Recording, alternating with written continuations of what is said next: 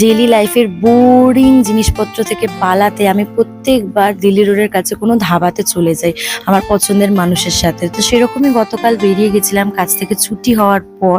এখানে দেখো বাচ্চাদের মতন আমি ছোটাছুটি করছি। নতুন একটা জায়গায় এক্সপ্লোর করলাম, ফুলবাড়ি রেস্তোরাঁ। ভীষণ সুন্দর ফুলবাড়ি, কারণ চারিদিকে ফুলে ভর্তি।